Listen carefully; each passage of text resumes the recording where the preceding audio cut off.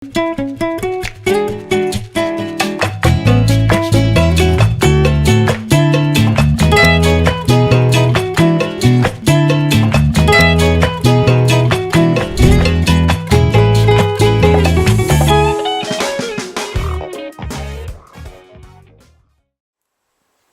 Swastiastu. Halo pemirsa Bali TV, apa kabar Anda? Senang sekali kembali saya Ayu Susanti Putra Nindya dapat menjumpai Anda dalam program acara Mahadewi Pesona Perempuan Indonesia. Dan hari ini pemirsa Bali TV sangat spesial sekali di tengah maraknya isu-isu tentang kejiwaan di luar sana pemirsa Bali TV. Di tengah banyaknya berita-berita bermunculan yang cukup meresahkan di luar sana. Kita pada hari ini pemirsa Bali TV di program acara Mahadewi bersama salah satu dokter spesialis, yakni dokter spesialis masalah kejiwaan atau dapat diketahui atau dapat kita sebut dengan spesialis kejiwaan. Kita bersama dokter Werdi Ayu, kita sapa beliau. Om Swastiastu dokter. Om Swastiastu. Kalau lengkapnya dokter Werdi Ayu SPKJ. Iya, Ya. spesialis kedokteran jiwa. Spesialis. Dokter Niputu Ayu Werdi Atmi, spesialis kedokteran jiwa. Spesialis kedokteran jiwa. Wah, terima kasih ya dokter. Saya panggilnya dokter Werdi. Iya. Iya dokter. kasih. Terima kasih dokter. Hari ini dokter sudah bersama-sama kami di program acara Mahadewi. Dan pastinya mudah-mudahan apa yang kita sampaikan hari ini dapat menginspirasi perempuan-perempuan Indonesia di luar sana. Wah, ini kalau bisa dibilang dok, seorang profesi dokter, apalagi spesialis di bidang masalah kejiwaan ya dokter, yang banyak yang dari awal atau dari kecil yang bercita-cita pasti cita-citanya pengen menjadi seorang dokter. Dok, untuk profesi dokter saat sekarang ini memang sudah terbayang dari kecil pengen jadi dokter atau seperti apa sih dok sehingga bisa terjun sebagai seorang dokter apalagi spesialis saat sekarang ini dok? Boleh dok cerita? Terima kasih Mbak Santi. Sebenarnya memang kalau dipikir-pikir sejak kecil saya udah pingin jadi dokter. Oh wow, sama dok, sama saya dok. Kebetulan Tapi ya. satunya dokter, satunya enggak. Terus saya juga tertarik sekali tentang kondisi psikologi seseorang. Wow. Jadi Iya. saya sejak dulu itu menyadari, oh aku kok kepo istilahnya sama kondisi psikologi seseorang. Senang dengeran curhat orang-orang gitu, teman-teman semuanya curhat pada saya. Oh iya, begini loh masalahnya dia, begini loh masalahnya dia. Mungkin saat itu saya tidak mampu memberikan solusi kepada teman yang curhat itu, tapi setidaknya saya mendengarkan. Setelah menjadi dokter jiwa itu saya baru menyadari, oh mendengarkan itu loh salah satu juga pengobatan. Cuman mendengarkan, begitu. Terus kemudian ya memang saya sekolah itu setelah umur hampir 40 tahun. Jadi limit akhir dari untuk bisa sekolah spesialis. Karena saya masih fokus ke anak dulu, ke keluarga. Saya ingin keluarga saya mandiri dulu. Saya ingin anak yang terkecil bisa mengurus diri sendiri dulu, sehingga ketika udah bisa mereka, sudah saya persiapkan mereka untuk membantu dirinya sendiri ketika menghadapi masalah, saya baru sekolah. Jadi ya namanya sekolah kan sudah terplanning. Tapi ya ada saja kendala, ya misalnya anak sakit, kemudian yang tidak kita bisa prediksi, tapi ya sudah kita bangkit lagi. Akhirnya ya sepanjang pendidikan itu ya ada suka dan duka. Ya karena kita senang, tertarik, otomatis kan banyak senangnya ya. Dukanya ditutupi oleh rasa senang itu. Iya. Jadi kita tahulah macam-macam banyak masalah dari orang. Rasanya kok semua orang punya masalah dalam hidup ini. Gak ada orang yang gak punya masalah ya dok ya. Iya. Dokter pun sekalipun itu punya masalah juga ya dok. Betul. Tapi tergantung bagaimana kita mengatasinya, menghadapinya. Gitu. Itulah kematangan jiwa. Gitu. Kesehatan jiwa itu terletak pada kemampuan kita di dalam mengatasi berbagai masalah dalam hidup ini. Oke, wah luar biasa sekali seorang dokter Werdi Ayu ya. Dok, ini dokter berprofesi sebagai dokter SPKJ ya dokter ya, dengan berbagai macam masalah-masalah yang dihadapi oleh pasien, dan dapat dikatakan bertemu dengan dokter bukan hanya dokter sekadar memeriksa dengan stetoskop terus pasiennya pulang, tapi dokter mendengarkan banyak cerita keluhan dari pasien tersebut. Gimana sih cara dokter untuk tetap bisa konsen dalam bidangnya dokter. Sedangkan dokter sendiri pasti punya keluarga, aktiviti juga banyak. Sekarang sampai di kantor dengerin curhat pasien lagi. Boleh dong dok berbagi hari ini dok?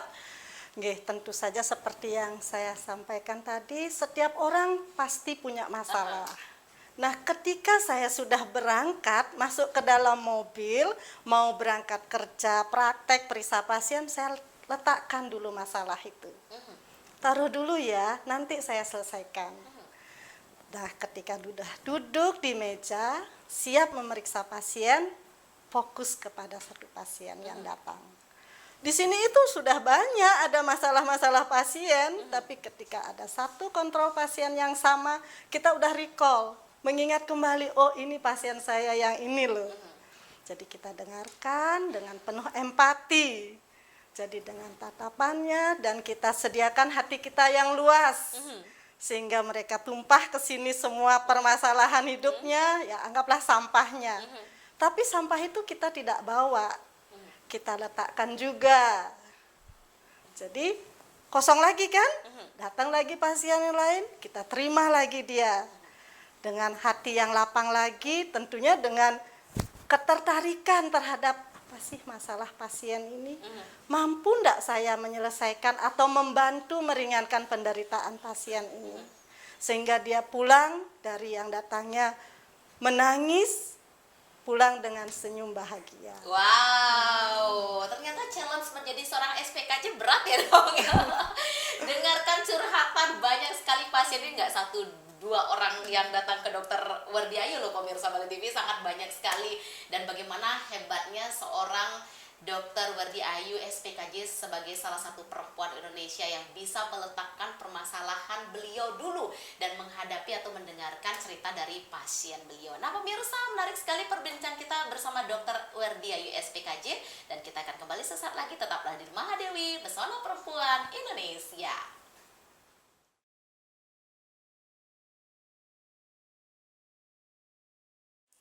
Ya pemirsa Bali TV, masih di program acara Mahadewi Pesona Perempuan Indonesia. Masih bersama seorang dokter Werdi Ayu, seorang dokter spesialis kejiwaan atau bisa dikatakan SPKJ, yang tentunya pemirsa Bali TV dalam bidang beliau bukan hanya menghadapi pasien-pasien sekedar datang untuk diperiksa, tetapi beliau mendengarkan cerita pasien dari awal sampai pasien itu pulang. Dok, kalau boleh tahu untuk memeriksa pasien itu dokter memerlukan waktu berapa lama biasanya dok? Karena ini kan ajangnya seperti sharing ya dokter ya dengan dokter. Iya. Setiap pasien itu bervariasi, bisa 5 sampai 15 menit, bahkan kalau memang butuh banget bisa 30 menit. Ada juga yang hampir 1 jam. Wow. Bisa.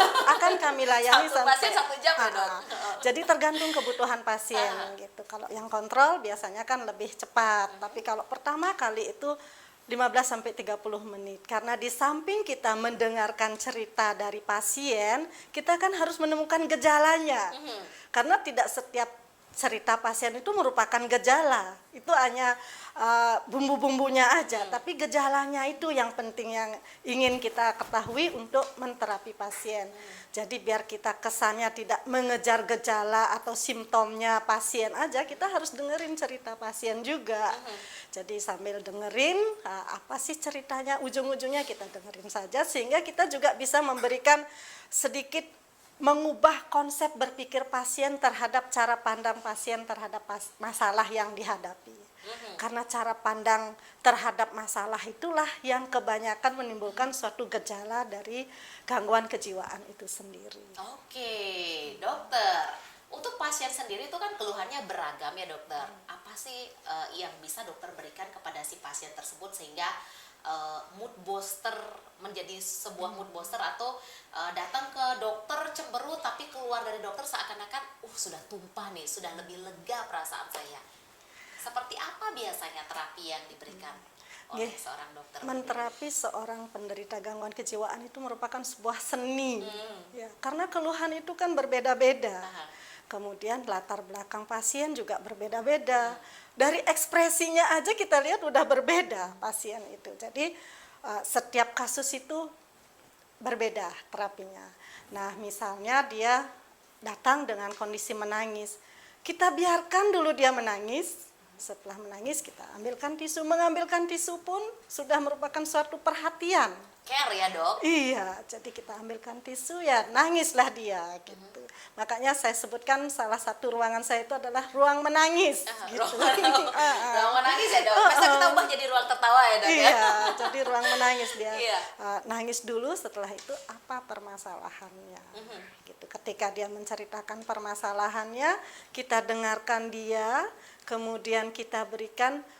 Artinya kita mengubah sudut pandang pasien dan tidak boleh menyalahkan orang yang disalahkan. Biasanya kalau pasien datang itu kebanyakan menyalahkan kondisi, menyalahkan orang-orangnya.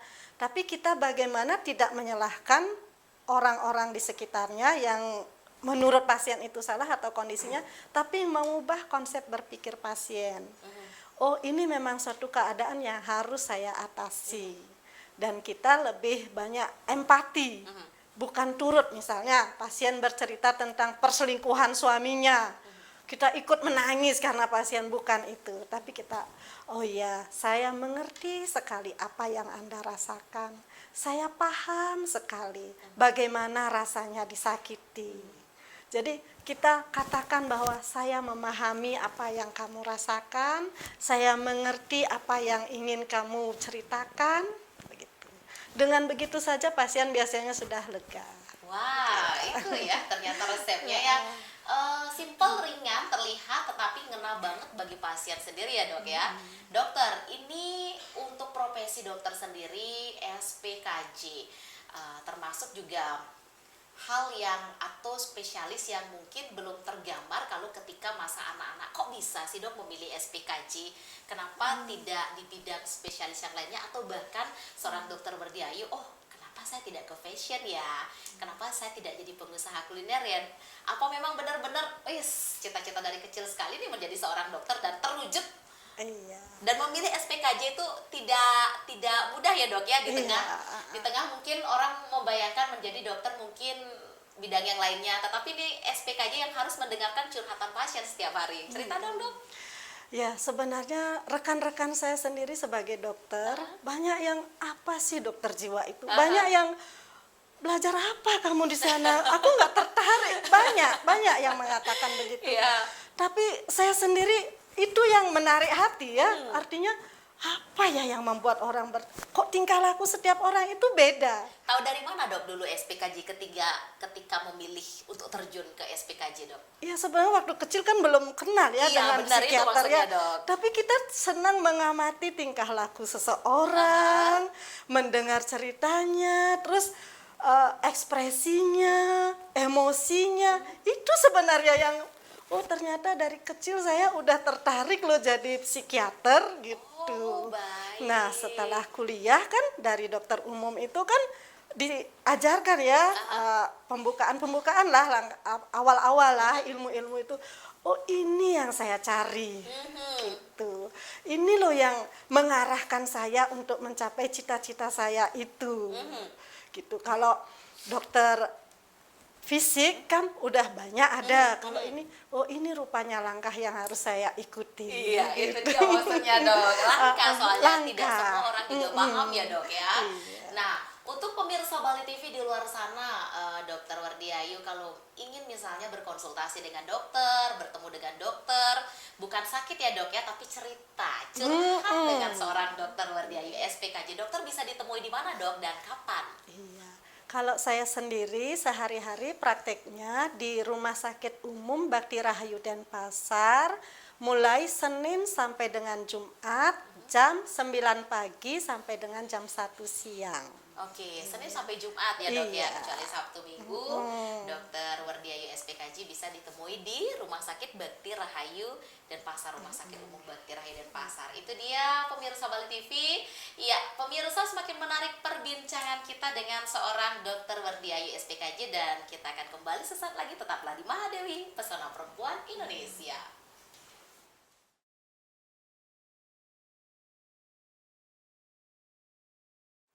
Ya, pemirsa Bali TV, kita masih di program acara Mahadewi Pesona Perempuan Indonesia. Masih bersama Dr. Werdi Ayu SPKJ. Dan tadi juga beliau sudah menyampaikan untuk Anda pemirsa Bali TV yang ingin bertemu atau waktu berkonsultasi dengan beliau, jangan khawatir pemirsa Bali TV. Beliau sangat terbuka, beliau sangat ramah menyapa semua pasien-pasien beliau dengan semua keluhan yang Anda. Beliau tadi bisa ditemui, tadi informasinya di Rumah Sakit Umum Bakti Rahayu ya dokter ya. Senin sampai Jumat, jam berapa tadi dokter? 9 sampai jam 1 siang. Jam 9 sampai jam 1 siang. Tidak main-main loh pemirsa Bali TV, konseling satu orang pasien ada yang sampai 1 jam ya dokter ya. Dok, cerita tentang pasien yang dokter tangani selama menjadi seorang SPKJ. Boleh dong dok cerita pengalaman yang paling menarik atau pasien yang paling berkesan sampai saat sekarang ini yang pernah dokter tangani? Sebenarnya semua pasien itu unik dan berkesan. Tapi karena ini tentang Mahadewi, tentang wanita, saya ada satu pasien yang mengalami suatu pernikahan dini. Baik. Kelas 1 SMA sudah hamil dan harus menikah dengan teman sebaya. Nah, pasien itu mulai konsultasi ke saya itu kira-kira sudah 7 tahun sampai hari ini. Dan tetap rutin konsultasi. Saya bangga sama pasien ini karena apa? Dengan begitu banyak masalah yang dia hadapi, masalah tentang anaknya, suaminya yang masih sama-sama emosi muda gitu, kemudian juga secara ekonomi dari keluarga mertuanya, kemudian menghadapi masalah adat di sana, kompleks banget masalahnya itu. Kemudian pasien ini bisa melanjutkan pendidikan kejar paket C. Saya senang mendengarnya, setara SMA. Iya benar. Saya dukung terus, dari yang emosinya labil sekali gitu. Anak SMA kelas 1 kan. Gitu. Kemudian sekarang sudah kuliah dan sekarang sedang nyusun skripsi. Kapan hari minta doa dok, doakan biar proposalnya saya lancar. Aduh terharu loh. Terharu banget saya. Nah dari situ juga saya bisa ambil suatu kesimpulan dari cerita pasien yang berkesinambungan itu, ternyata support keluarganya itu luar biasa. Walaupun terjadi pernikahan dini sebelumnya Iya, dok ya. Jadi dari kedua orang tua anak ini sangat-sangat mendukung. Saya sampai hampir merinding saya, tapi saya tidak boleh larut dalam pemeriksaan atau konseling dengan pasien ini. Dan anaknya sekarang sudah mau SD. Jadi pada saat konsultasi itu saya sampaikan bahwa ya kalaupun kamu menikah dini sekarang ini dan mempunyai anak lebih awal, kamu mengambil step jalur beda, jalur lain. Ketika teman-temanmu menempuh pendidikan, mereka mungkin menyelesaikan pendidikannya lebih dulu, tapi kamu menyelesaikan tugasmu dulu, mempunyai anak dan berumah tangga. Toh ujung-ujungnya orang yang menempuh pendidikan ini akan menikah dan mempunyai anak. Jadi apa bedanya? Tujuannya sama. Itu saya yakinkan. Walaupun saya tidak menghendaki anak-anak mengalami pernikahan dini. Tapi karena sudah terlanjur, jadi bagaimana saya membangun konsep Membesarkan jiwanya ya dok. pikirnya biar jiwanya juga lebih semangat. Oke. Itu. Wow, ternyata ya. Dan kita yakin pemirsa seorang dokter Wardiayu SPKJ ini memiliki pasien-pasien yang unik sekali untuk dibagikan kepada pemirsa Bali TV. Tapi kita ambil contohnya satu saja ya dok ya, untuk konseling dari seorang perempuan yang memiliki kasus pernikahan dini kemarin. Tapi mudah-mudahan bisa teratasi dan dokter Wardiayu sangat bisa memberikan semangat kepada pasiennya. Dok, selama sekian tahun bergelut di dunia kedokteran, suka duka apa yang pernah dokter rasakan selama ini dok? Ya dalam hidup tidak mungkin kita suka saja ya, pasti ada duka, ada suka, dan jalan itu tidak sepanjang jalan itu mulus, ada lobang, ada kerikil, macam-macam lah. Nah kalau dukanya dulu ya, kalau dukanya sebagai seorang psikiater itu terkadang kalau lagi tidur nih kita lelah malam, telepon berdering. Di telepon sama pasien, oke. Iya, di telepon, ya kadang dari rumah sakit, kadang dari pasien. Ya karena sudah kita dengar dan terjaga ya kita ambil. Ya, apalagi kalau dari rumah sakit kan pasti kita pasti nggak mungkin diajak ngerumpi ya dok iya. ya, malam pasti urgensi. Jadi itu dukanya. Tapi ya tanggung jawab ya kembali ya. Jadi ya kita layanilah keluhan pasien. Terkadang juga ada pasien yang memang pribadi, bukan dari rumah sakit. Dok, saya apalagi tengah malam, berarti ada sesuatu yang urgent yang harus dia sampaikan, yang mungkin mengganggu, yang terkadang dia, dok saya ingin mati. Nah kalau sudah seperti itu, kita bagaimana biar tidak terjadi kasus-kasus, ya anggaplah sekarang ini kasus bunuh diri kan lumayan banyak lagi ya, viral ya dok, ya kasus bunuh diri, kasus penganiayaan anak ya dok. Oke. Jadi itu kita dengarkan dulu curhatnya, bagaimana kita berikan konseling pada saat itu. Nah itu dukanya, tapi kalau sukanya luar biasa banyak, terutama ketika pasien datang dengan, dok saya udah baik, terima kasih banyak loh dok, saya sembuh sekarang, saya bisa berproduktif sekarang, saya bisa emosi saya terkontrol, bisa merawat anak-anak saya yang sebelumnya anak nggak bersalah saya marah, sekarang saya sudah bisa menata emosi saya. Terima kasih banyak dok.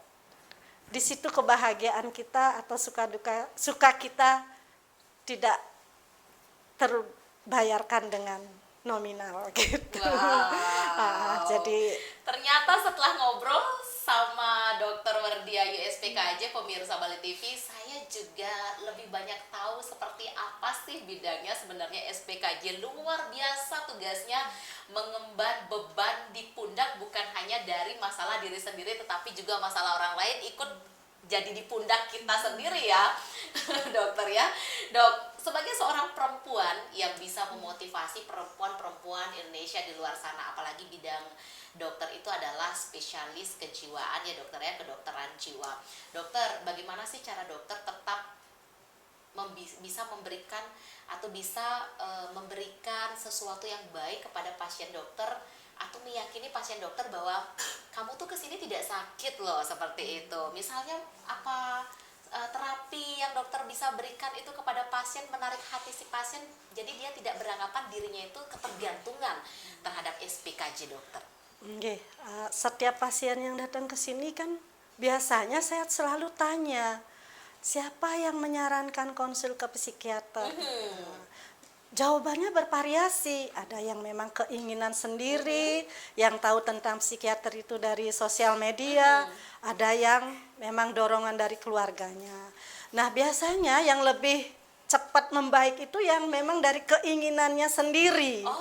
Dia sudah meminta pertolongan, artinya walaupun dengan lewat sosial media dia tanya-tanya kan gitu ya. Nah kalau yang dari dorongan orang lain ya kurang lah, tapi bisa kita bangkitkan keinginannya untuk sembuh.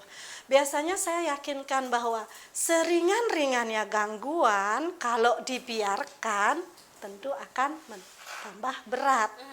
Tapi seberat-beratnya gangguan kalau ditangani akan menjadi lebih ringan. Jadi yang datang ke sini tidak harus dengan gangguan berat, gangguan jiwa berat. Ringan saja datang ke sini tidak masalah. Gitu. Sama seperti kita kalau check up fisik kan bisa 6 bulan atau bisa 1 tahun sekali. Kenapa kok mental kita tidak di check up? Jangan mendiagnosa sendiri, karena banyak memang pasien itu datang, dok saya enggak begini dok, enggak begini dok. Jadi jangan mendiagnosa sendiri apa yang kita alami, konsultasikan lebih baik gitu. Nah untuk pengobatan banyak juga yang setelah datang berobat, dok saya takut ketergantungan. Iya. Ketergantungan obat. Nah, kita di situ memberikan edukasi tentang antara ketergantungan dan kebutuhan. Sama seperti kalau saya bilang, ibu minum air enggak? Minum. Nah, sekarang minum airnya itu tiap hari enggak? Kan saya berikan obat tiap hari. Ya, tiap hari, dok. Terus ibu ketergantungan air? Enggak, dok, itu kebutuhan. Nah, berarti obat juga kebutuhan. Nah, kalau anak gadis yang biasanya kan banyak jawabannya gitu, saya bilang, terus adik pakai skincare enggak? Pakai dok, itu pakainya tiap hari. Iya dok. Terus adik ketergantungan dong sama skincare-nya? Enggak dok, itu kebutuhan. Jadi samalah, obat juga merupakan suatu kebutuhan untuk kita yang mengalami gangguan. Nah kalau dengan gangguan itu tentu kita tidak produktif kan, tidak berguna baik untuk diri kita sendiri maupun untuk keluarga dan masyarakat. Kalau kita obati, kita menjadi lebih produktif. Kalau gangguan itu tidak diobati tentu akan mengganggu. Jadi lebih baik diobati, karena banyak pasien yang mengatakan nanti ginjal saya tidak terganggu, liver saya tidak rusak, jantung saya tidak rusak. Nah, karena tidak diobatin itulah justru bakal merangsang terjadinya kerusakan pada ginjal, liver gitu modelnya ya. Oke. Karena apa? Dia tidak merawat diri kan, tidak makan, tidak bekerja dengan baik, tidak minum, tidak merawat diri lah. Akhirnya ya beneran rusak fisiknya. Misalnya pada pasien depresi. Nanti kalau saya minum obat rusak nanti organ tubuh saya. Lah kalau orang depresi kan dia tidak merawat diri, tidak makan, beneran rusak dong organ tubuhnya. Jadi dengan merawat diri, dengan minum obat, dia akan mengurangi terjadi kerusakan pada badannya. Justru yang awalnya datang dengan depresi itu yang berat badannya kurus, turun, setelah diobati menjadi ceria sekali seperti Mbak Santi. Aduh, terima kasih dok. Iya, kamu model-model seperti saya perlu ke SPKJ nggak dok ya? Over ceria. Nggak ya dok ya, bercanda. Ya pemirsa, kita akan kembali sesaat lagi. Tetaplah di Mahadewi Pesona Perempuan Indonesia.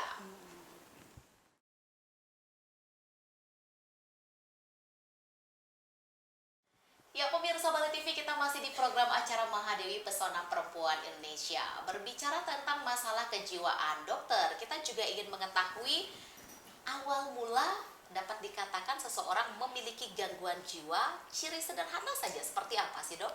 Biasanya pasien yang paling awal sekali menderita gangguan kejiwaan itu adalah gangguan tidur.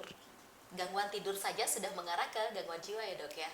Iya, Simpel artinya kedengeran ya dok ya? Kalau gitu tidak boleh gangguan tidur pemirsa. jadi gangguan tidur adalah gejala paling umum pada gangguan jiwa. Nah, jadi sama seperti masakan, garam itu wajib begitu ada dalam masakan. Jadi gangguan tidur itu biasanya hampir semua ada pada gangguan kejiwaan. Jadi ketika mengalami gangguan tidur akan menambah ke gangguan-gangguan yang lainnya. Kalau orang gangguan tidur, bangun tidur, emosinya gimana? Mudah marah kan? Iya. Badannya lesu enggak? Produktif enggak? Jadi moodnya naik turun. Nah, jadi tidur perlu kualitas, bukan hanya kuantitas. Gitu. Jadi ketika mengalami gangguan tidur, cobalah konsultasi dulu ke psikiater. Oke, jangan disepelekan pemirsa Bali TV ya.